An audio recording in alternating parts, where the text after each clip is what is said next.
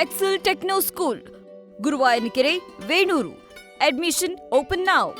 ರಾಜ್ಯದಲ್ಲಿ ನವೆಂಬರ್ ಕ್ರಾಂತಿ ಹಿನ್ನೆಲೆ ಸಿಎಂ ಕೈ ಸೇರಿದೆ ರಹಸ್ಯ ರಿಪೋರ್ಟ್. ಕಾಂಗ್ರೆಸ್ ಶಾಸಕರಿಗೆ ಸದ್ದಿಲ್ಲದೆ ಗಾಳ ಹಾಕಿದ್ರ ಕೇಂದ್ರ ಸಚಿವ ಅನ್ನೋ ಪ್ರಶ್ನೆ ಇದೀಗ ಎದುರಾಗಿದೆ.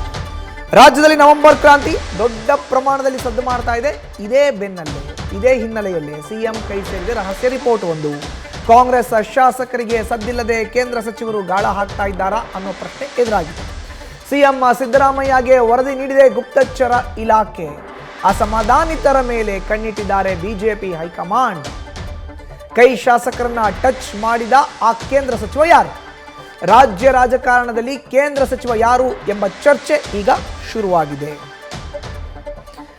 ಹೆಚ್ಚಿನ ಮಾಹಿತಿ ನೀಡ್ತಾರೆ ನಮ್ಮ ಪ್ರತಿನಿಧಿ ಮಂಜುನಾಥ್. ಈಗ ನೇರ ಸಂಪರ್ಕಕ್ಕೆ ಜಾಯ್ನ್ ಆಗಿದ್ದಾರೆ. ಮಂಜುನಾಥ್, ಕೇಂದ್ರ ಸಚಿವರ ಮೇಲೆ ಈಗ ರಾಜ್ಯದ ಮುಖ್ಯಮಂತ್ರಿ ಆದಿಯಾಗಿ ಎಲ್ಲರ ಕಣ್ಣು. ಅಸಮಾಧಾನಿತರ ಕಾಂಗ್ರೆಸ್ ಶಾಸಕರಿಗೆ ಕೇಂದ್ರ ಸಚಿವರು ಗಾಳ ಹಾಕ್ತಾ ಇದ್ದಾರೆ. ಹಾಗಾದ್ರೆ ಆ ಕೇಂದ್ರ ಸಚಿವರು ಯಾರು?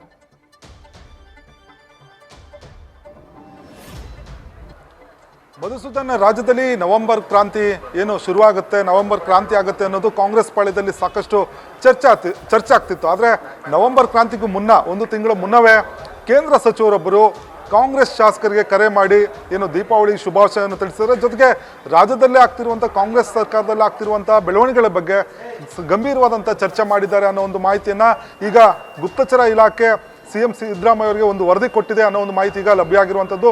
ಪ್ರಮುಖವಾಗಿ ಯಾರು ಕಾಂಗ್ರೆಸ್ ಶಾಸಕರು ಅಸಮಾಧಾನಿದ್ದಾರೆ ಅವ್ರ ಜೊತೆ ಫೋನ್ ಮುಖಾಂತರ ಮಾತಾಡಿದ್ದಾರೆ. ಜೊತೆಗೆ ರಾಜ್ಯದ ಪ್ರಸ್ತುತ ರಾಜಕಾರಣದ ಬಗ್ಗೆ ಚರ್ಚೆಯನ್ನು ಮಾಡಿದ್ದಾರೆ. ಒಂದು ವೇಳೆ ಏನು ಸರ್ಕಾರದಲ್ಲಿ ಏನಾದರೂ ಗೊಂದಲಗಳಾದರೆ ಆ ಸಂದರ್ಭದಲ್ಲಿ ಈ ಒಂದು ವಿಶ್ವಾಸವನ್ನು ಬೇರೆ ಹಂತಕ್ಕೆ ತೆಗೆದುಕೊಂಡು ಹೋಗೋದಕ್ಕೆ ಒಂದು ತೀರ್ಮಾನ ತೆಗೆದುಕೊಂಡಿದ್ದಾರೆ ಅನ್ನೋ ಒಂದು ಮಾಹಿತಿ ಈಗ ಲಭ್ಯ ಆಗಿರುವಂಥದ್ದು. ಹಾಗಾಗಿ ಸಿಎಂ ಸಿದ್ದರಾಮಯ್ಯ ಅವರು ಕೂಡ ಯಾರು ಕೇಂದ್ರ ಸಚಿವರು ಶಾಸಕರಿಗೆ ಕರೆ ಮಾಡಿದ್ರು, ಜೊತೆಗೆ ಯಾಕೆ ಕರೆ ಮಾಡಿದ್ರು ಮತ್ತು ಏನೆಲ್ಲ ಚರ್ಚೆ ಮಾಡಿದ್ದಾರೆ ಅನ್ನೋದ್ರ ಬಗ್ಗೆ ಕೂಡ ಮಾಹಿತಿ ಸಂಗ್ರಹ ಮಾಡೋದಕ್ಕೆ ಮುಂದಾಗಿರುವಂಥದ್ದು. ಯಾಕಂದರೆ ನವೆಂಬರ್ ಕ್ರಾಂತಿ ಆದ ಸಂದರ್ಭದಲ್ಲಿ ಒಂದಷ್ಟು ಶಾಸಕರು ಮತ್ತು ಸಚಿವರು ಅಸಮಾಧಾನ ಆಗೋದು ಬಹುತೇಕ ಪಕ್ಕ ಅಂತ ಕಾಂಗ್ರೆಸ್ನಲ್ಲಿ ಚರ್ಚೆ ಆಗ್ತಿದೆ.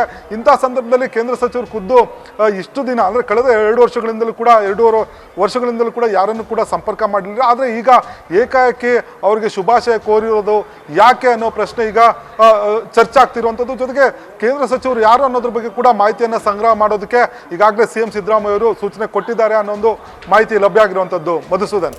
ಮಂಜುನಾಥ್, ಹಾಗಾದ್ರೆ ಅಸಮಾಧಾನಿತ ಕಾಂಗ್ರೆಸ್ ಶಾಸಕರನ್ನ ಕೇಂದ್ರ ಸಚಿವರು ಗಾಳ ಹಾಕಿ ಎಲ್ಲೋ ಒಂದು ಕಡೆ ಆಪರೇಷನ್ ಮಾಡಲಿಕ್ಕೆ ಸಿದ್ಧರಾಗಿದ್ದೆ. ಆದರೆ ರಾಜ್ಯ ರಾಜಕಾರಣದಲ್ಲಿ ಸಾಕಷ್ಟು ಬದಲಾವಣೆಗಳನ್ನ ಈ ಸಂದರ್ಭದಲ್ಲಿ ನಿರೀಕ್ಷೆ ಮಾಡಬಹುದು ನವೆಂಬರ್ ಕ್ರಾಂತಿಯ ಹಿನ್ನೆಲೆಯಲ್ಲಿ.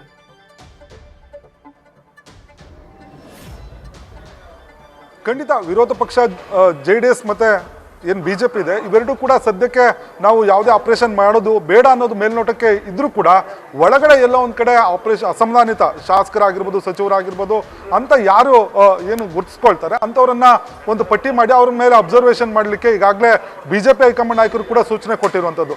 ಇಂಥ ಸಂದರ್ಭದಲ್ಲಿ ಈಗ ಕೇಂದ್ರ ಸಚಿವರು ಖುದ್ದು ಆ ಕಡಕ್ಕೆ ಇಳಿದಿರುವಂಥದ್ದು.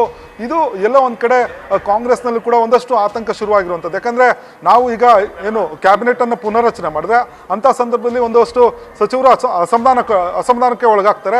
ಜೊತೆಗೆ ಈಗಾಗಲೇ ಶಾಸಕರಿಗೆ ಅನುದಾನ ಕೊಟ್ಟಿಲ್ಲ, ಅಭಿವೃದ್ಧಿ ಆಗ್ತಿಲ್ಲ ಅನ್ನೋದು ಒಂದಷ್ಟು ಚರ್ಚೆಗಳಾಗ್ತಿದೆ. ಹಾಗಾಗಿ ಒಂದಷ್ಟು ಶಾಸಕರು ಕೂಡ ಅಸಮಾಧಾನಿತಿದ್ದಾರೆ. ಅಂಥವರೆಲ್ಲರೂ ಕೂಡ ಒಂದು ವೇಳೆ ಒಂದು ಏನೋ ಕಾಂಗ್ರೆಸ್ ವಿರುದ್ಧ ತಿರುಗಿ ಬಿದ್ದರೆ ಅವರನ್ನು ಸೆಳೆದು ಒಂದು ಸರ್ಕಾರವನ್ನು ರಚನೆ ಮಾಡೋದು ಎಲ್ಲ ಒಂದು ಕಡೆ JDS ಮತ್ತು BJP ನಾಯಕರ ಚಿಂತನೆ ಆಗಿರುವಂಥದ್ದು. ಇಂಥ ಸಂದರ್ಭದಲ್ಲಿ ಸಚಿವರು ಕೂಡ ಏನು ಕಾಂಗ್ರೆಸ್ ಶಾಸಕರನ್ನು ಟಚ್ ಮಾಡಿರೋದು ಇದು ರಾಜಕೀಯ ಬೆಳವಣಿಗೆಗಳು ಮತ್ತಷ್ಟು ಪುಷ್ಟಿ ಕೊಡುವಂಥದ್ದು.